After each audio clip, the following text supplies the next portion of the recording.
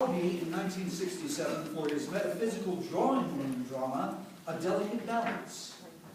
He received subsequent Pulitzer Prizes for Seascape in 1975 and Three Tall Women in 1994.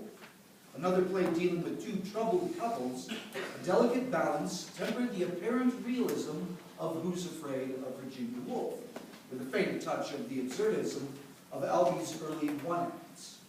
It foreshadowed the technique of many of his later works, in which improbable situations, expressionistic devices or elements of fantasy mingle with utterly realistic characters and dialogue.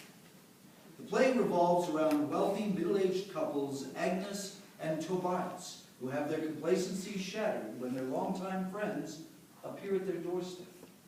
Their daughter Julia, poised to have her fourth divorce, has also come back home, and Agnes's sister Claire lives with them and insists that her perpetual drinking is not alcoholism, but willfulness.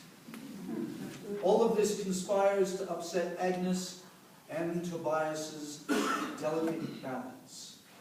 In this monologue, Claire tells a story that teases and affronts Tobias. Well, I had an adventure today. Went into town, thought I'd shake him up a little. So I tried to find me a topless bathing suit.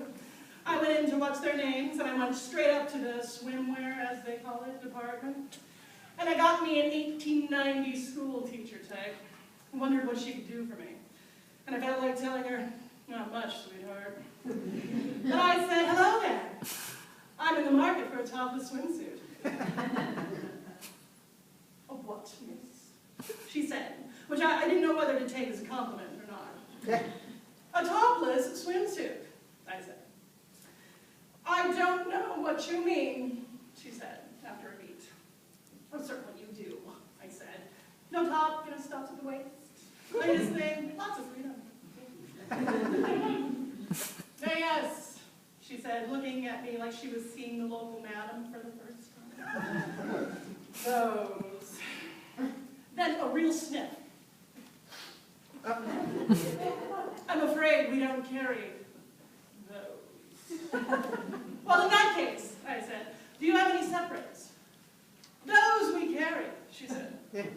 Those we do. And she started going under the counter, and I said, I'll just buy the bottoms of one of those. She came up from under the counter and adjusted her spectacles and said, what did you say? I said, I'll buy the bottoms of one of those. She thought for a minute, and then she said, with ice in her voice, and what will we do with the tops? Well, I said, why don't you say that? Maybe bottomless swimsuits will be in next year. Then the poor sweet thing gave me a look, and I couldn't tell it was either a D- or she was going to send me home with a letter to my mother. And she said, sort of far away, I think you need a manager. No, she won't.